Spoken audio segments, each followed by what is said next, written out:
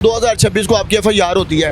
चंद रोज बाद ही दूसरे ही माह में जो जाके वो पर्चा खारिज कर दिया जाता है। मुझे समझ नहीं आई कि इसमें इतनी लंबी चौड़ी इन्वेस्टिगेशन क्या हुई। 50 लाख रुपए लेना था, कुछ साल पहले कारोबार के मतलब लिया था, दे देंगे ये वो। असल जो मैं शरीफ आदमी हूँ, माफिया थे, तो मैंने पर्चा करवा दिया। बड़ी मुश्किल पर्चा हो, मुझे बुलाया गया जो तफ्तीशी थे, मैं उधर गया। मैं जब बैठा हूँ वो 7-8 बंदे आ गए। जब उन्होंने बुलाया, बैठे, बात हुई, मैंने कहा यार बात सुने, मेरा मुलजम ही नहीं है ये लोग। साबर उठ के चला गया डिप्टी साहब के पास, डीएसपी साहब के पास। तो जब मैं गया, वो 2 बंदे तो पहले उधर बैठे हुए थे जो माफिया थे। उस दिन के बाद इन्होंने फोन मुझे बुलाया ही नहीं। एक डीएसपी साहब जो है वो मेरे से तफ्तीश कर रहे हैं।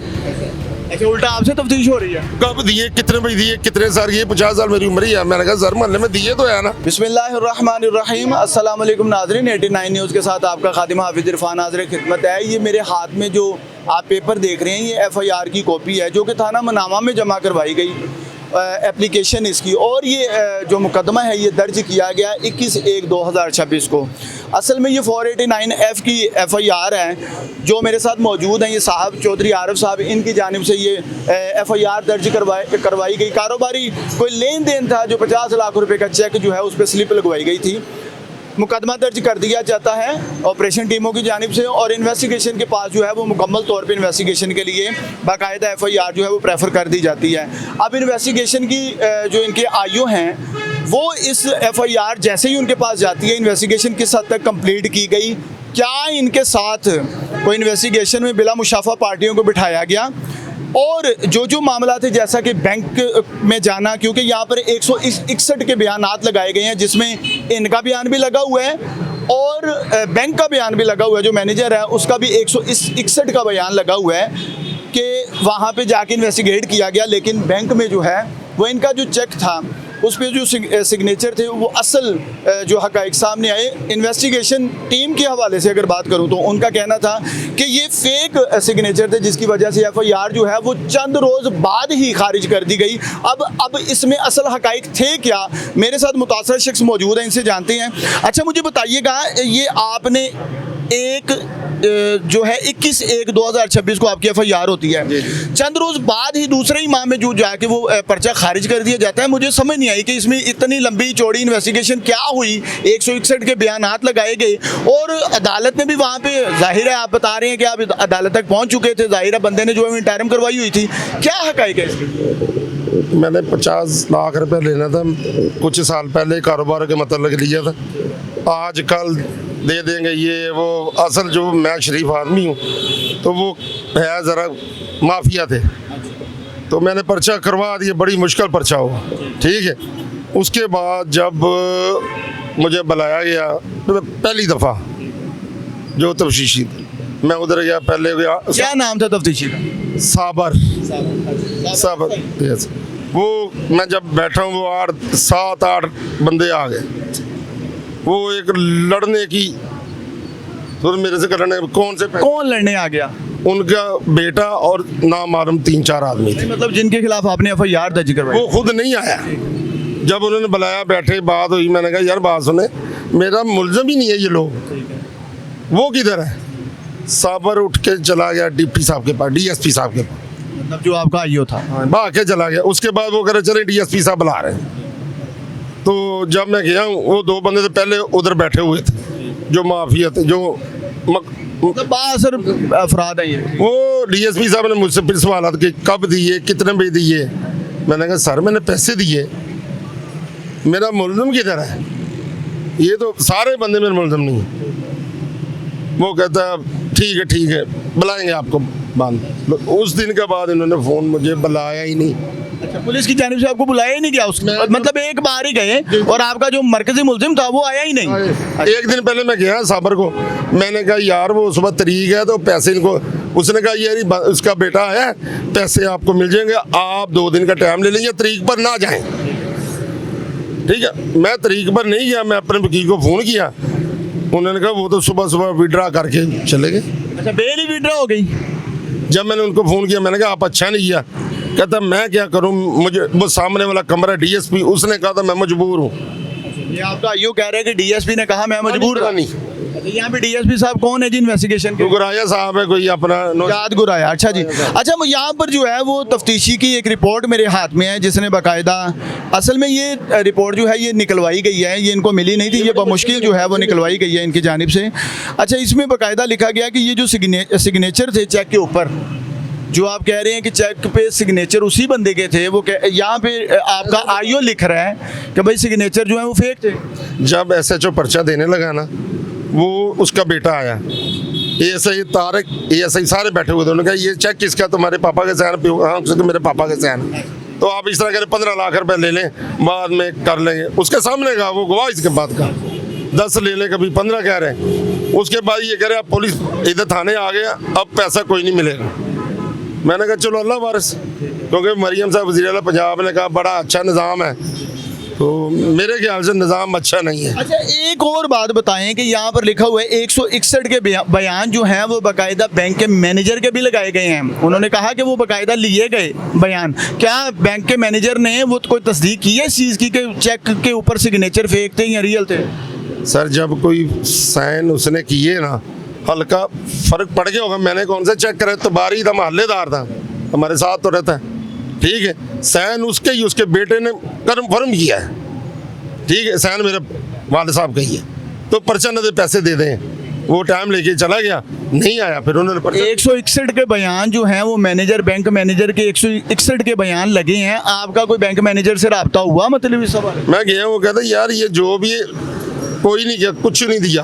अच्छा। जो आए पूछ लेते हैं, पुलिस वाले छत्ती आते हैं। तो मतलब कोई बयान उन्होंने उनके भी नहीं लिए? सर, मैं गया हूँ उधर, एक दिन पहले मुझे अंगूठा लगवा रही है ज़बरदस्ती, पुलिस ने लगवाया, आईओ ने। तो वो कह रहा है यार, उस बातों में कह रहा है पेट्रोल डलवाएं, पेट्रोल। मैं कहा किस चीज़ का पेट्रोल? सर, मैं सऊदी अरब में था, मैं आज से कुछ साल पहले पाकिस्तान में आया, चलो कारोबार इधर करें। तो मैंने कहा मेरा 50 लाख रुपया, मैं जब पैसे मिल जाएंगे मैं आपको दे दूंगा। उसके बाद उसने मेरे से आँख ही नहीं मिलाई, मेरे से बात ही नहीं की।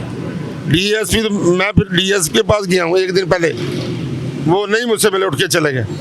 तो ये इंसाफ है पाकिस्तान में। डीएसपी साहब आपको बाद में मिले भी नहीं? मिला ही नहीं उधर। वो जो मुलजम के माफिया है वो अंदर बैठे हुए हैं। अच्छा। तो जिस बंदे ने शरीफ ने पैसे, जिसके तल्लक नहीं है, वो बाहर है। अच्छा, मुझे ये बताएं कि एफआईआर आपकी हो गई जी, इन्वेस्टिगेशन ने आपकी एफआईआर खारिज कर दी, ठीक है। मतलब उन्होंने तो जाहिर है यकतरफा ही कर दी। आप कह रहे हैं कि बिला मुशाफा आपको पार्टियां मिलाई ही नहीं आपस में, मुलजम को आपके सामने बिठाया ही नहीं, एक बात। दूसरा, ये बैंक का जो वो कह रहे हैं कि बयान लगाया गया वो भी आपकी नज़र में फेक है। तो इतनी बड़ी आपके खिलाफ जो है वो कार्रवाई होगी पुलिस की जानिब से, इतनी बड़ी ज़्यादती होगी, आपने कोई एप्लीकेशन भी दी है? सर, मैंने दी है, मैं गया हूँ इधर 2-3 खोली कचहरी, टाइम नहीं मिला, रश बड़ा, कभी आते कभी नहीं आते। बड़े अफसर को मिलना जो है ना बड़ी मुश्किल है। देखिए, हम इधर ताजर लोग कारोबार करते हैं, टैक्स देते हैं गवर्नमेंट को, कोई तहफ़्फ़ुज़ होना चाहिए भाई। इतना पैसा वैसे तो बक्से में देते नहीं, डकैती थोड़ी, चेक के थ्रू ही होते हैं ना पैसे लेने देना कारोबार। तो किसी ने वहाँ नहीं पूछी यार, बंदा कहता है पुलिस वाले जो कोई ठीक नहीं हुए पुलिस वाले। एक डीएसपी साहब जो है वो मेरे से तफ्तीश कर रहे हैं। अच्छा, उल्टा आपसे तफ्तीश हो रही है? कब दिए, कितने बजे दिए, कितने साल की? 50 साल मेरी उम्र ही है। मैंने कहा सर, मोहल्ले में दिए तो है ना। वो कभी कह रहे मैंने चेक गुम कर दिया, कभी मैंने कहा एप्लीकेशन दी है, एक चेक मेरे पास और इन्होंने पैसे लिए, साबित कर दूंगा। 8 साल पहले घर भी दिया इसके बेटे ने, वो भी अभी तक मेरे पैसे नहीं दिए। तो कह रहे सूद का अपना एक मुझे वो प्रेशर में ले आ रहे थे, गवाह इधर उधर। तो डीएसपी ने सुनी नहीं सर, डीएसपी उन्होंने कहा 50 लाख है, पता नहीं क्या किया इन्होंने, क्या नहीं किया। मेरे को तल्लक नहीं थे सर। मैं जो वज़ीर आला मैं गुजारिश करता हूँ, ये पुलिस ऐसी है, कोई ठीक नहीं हुई, पैसे मांगती है, काम करो। मैं पैसे दे देता, मुझे पैसे मिल जाने थे। आपको पता कितने पैसे का किया? बातों बातों में कह रहा था आज के 5 लाख दे दो, और मैंने कहा 5 लाख की चीज़ का भाई? अच्छा, इसके आपको कह रहा था 5 लाख दे। बाजा कहता मुझे नहीं पता, डीएसपी ने कर दिया, उन पता नहीं किसने क्या किया, अल्लाह की, मुझे इंसाफ मिलना चाहिए। आपने नहीं दिए, मुबैना तौर पे उन्होंने दे दिए होंगे मुलजमान। जी, उन्होंने दे दिए, नहीं दिए मुझे नहीं पता। मेरा पर्चा तो खारिज कर दी, किस वजह से? मुलजम को मेरे सामने नहीं बिठाया। ये कैसा अंधा कानून है? विड्रा करो, वो अपना उसने जमानत करवाई है, दूसरी तारीख पर उसने विड्रा कर दी। मुझे कह रहा ना जाए था, आपको पैसे मिल जाएंगे। उसका बेटा आया आखिरी दिन, मैं उसके बेटे के पीछे भागा है, साबर सब इंस्पेक्टर? यार मैं मदई हूँ, तो मुलजम के बेटे के साथ वो अभी पाउडर का काम करते हैं। ये जो मतलब ये जो लोग हैं ये आपके साथ ये कोई कारोबारी शख्सियात हैं? नहीं सर, ये कुर्की वाले इधर पाउडर बेचते हैं, बॉर्डर पर सप्लाई माफिया। हम शरीफ आदमी डरते हैं, तड़ी देते हैं, ये कर देंगे वो कर देंगे। तो किधर याद फरोशों के खिलाफ तो वैसे ही सीसीडी इस वक्त बड़ी एक्टिव है। सर माफिया है। मैं थाने भी गया, डीएसपी उनकी सुनते हैं, हमारी आरू तल्लक उनके है ना। ये पाउडर में पर्चे में 3 साल कैद कट के है, उसका वाले साहब 12 साल कैद कट के है। पता करेगा झूठ होगा, मेरे पास 10 पर्चे दे दो, उसका भी देख ले मेरा। मैं तो प्रॉपर्टी का कारोबार रहने का करता हूँ। ये कैसा कानून है? पुलिस डीएसपी साहब एक दफा मुझसे मिलना के उसने उनसे मिलके चले गए, मैं बाहर खड़ा हूँ। मैं फिर गया हूँ वो यूनिवर्सिटी के इंचार्ज के पास, वो अच्छा आदमी कह रहा है यार मैं क्या करूँ, उधर जाओ, मैं मजबूर हूँ। तो यार हम किधर जाएं, चल बताएं। कोई वज़ीर आला के पास जाए, कौन मिलने देता? इंसाफ है ही नहीं। पैसे दो, काम करवा लो। ये मनामे था डीएसपी साहब, तफसील मुझसे कह रहे मैंने पैसे लेने हैं, थर्ड कर रहे थे वो बंदे लाए, मुझे कह रहे सूद ये बस, वो थर्ड कर रहे, घर नहीं जाना इसके, ये वो पैसे लेने हैं, पर्चा कराया है, मुझे बताया नहीं उन्होंने। मैं तो ऊपर तक वज़ीर आला पंजाब जो है वो बड़ी एक्टिव है इस हवाले से कि लाहौर पुलिस जो है इनकी तरबियत, थाना कल्चर, इनके रवैये तमाम के ऊपर जो है वो बड़ी इस वक्त कोशा है कि हर चीज़ में बेहतरी आए। तो क्या कहेंगे, मतलब आपको थाना कल्चर में कोई बेहतरी नज़र आई? सर जी अगर बेहतरी नज़र आई होती ना, ये पैसे मिल जाते। जब ये बेड़े जो है ना पुराने इधर बैठे पुलिस वाले जो अच्छे हैं ना, फीसद वो अच्छे हैं, जो डायरेक्ट जो नीचे से ऊपर आए हैं ना, ये बंदा मैंने खुद देखा भगवानपुर थाने में सौदेबाजी होते हैं। डीएसपी रीडर के वक्त मैंने कहा यार ये थाने का निज़ाम क्या ठीक हो, इसका ऑपरेशन होना चाहिए, पुराने बंदों को निकाल देना चाहिए। अगर नए बंदों को जो डायरेक्ट भर्ती हुए, एक नीचे से था वो एक बंदा फ्रिज का काम कर उसको अंदर मिल रहा है, मैं एक पैसे 50 मुझे मिला ही नहीं। वो कहता टाइम नहीं है, सुबह आना, सुबह विड्रा हो गई, पैसे उठा लिए होंगे उन्होंने। अब मैं किधर जाऊं बताएं? वज़ीर आला साहब से पूछता हूँ, ये इंसाफ नहीं है। ये आपको लोग कहते हैं थाने में खुद जाए किसी को भेजें, पैसे दो तो काम करवा लो। पैसों के बिना नहीं होता ना सर, मेरा हुआ नहीं पैसा, मेरा क्या, मैं 6 महीने 4 महीने 2 महीने पर्चा नहीं हो रहा था। कभी वो फ़ोन करवा देते थे, कभी मुझे थर्ड करते थे। तो एक दिन मुझे भगवानपुर डीएसपी ने थर्ड किया, जब पैसे एक दिन आने बोला अरे तुम उसके घर नहीं जाना। यार ये कानून क्या है? अभी वो एसपी साहब बन गए, तो एसपी साहब बन गए तो क्या होगा बताएं, नीचे से ऊपर गए। अच्छा, बिल्कुल ठीक कह रहे हैं कि भाई एक तो मुद्दई भी आप हैं और इन्वेस्टिगेशन भी आप ही की हो रही है। हाँ, पुलिस की जानिब से तुम मान लिया, मैं ये मेरे सामने नहीं बैठाया उस बंदे को, वो कितना माफिया होगा पाउडर बेचने वाले, तल्लक होगा। ये कर्मा वाला इधर शालामार इधर 302 में अंदर कत्ल हुआ, वो उनके साथ जुड़े हुए।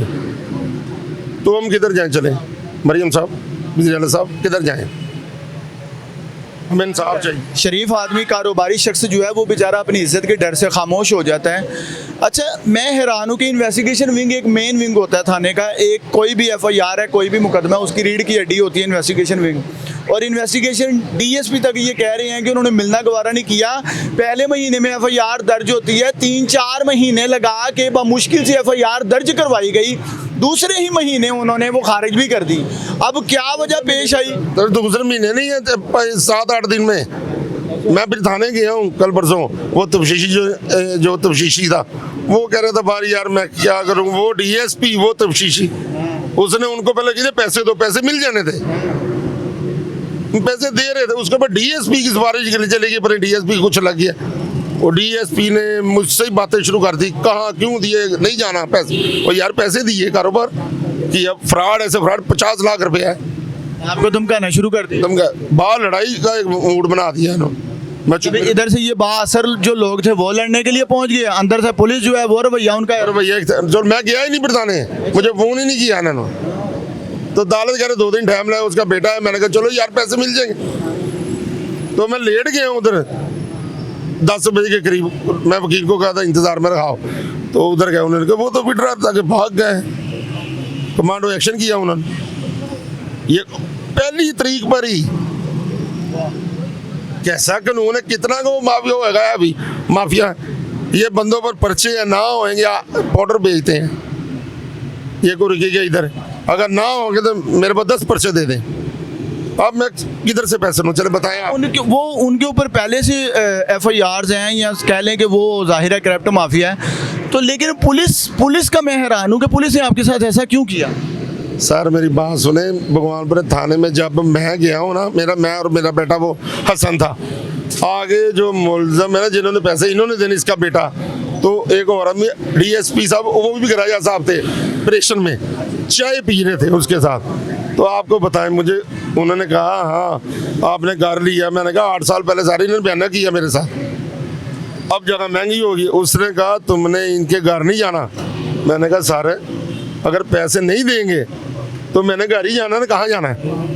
उसने मैं तुम पर पर्चे दे दूंगा, वो कह रहे सूद के पर्चे दे दूंगा, ऐसे ही मुझे वो थर्ड दिखा रहे सूद। मैंने कहा मुझे साबित कर दो मैं सूद का कम करता हूँ, मैंने किस्तों का पहले किया था कुछ दिन, बाहर से सऊदीया में आया था, वो एक कारोबार आप कह लें, लेकिन मैंने ये प्रॉपर्टी का काम शुरू कर दिया, करंट का कर दिया, तो ये लोग थर्ड मुझे अभी तक करते, फोन करवाते हैं इधर उधर के, पैसे ना मांगना।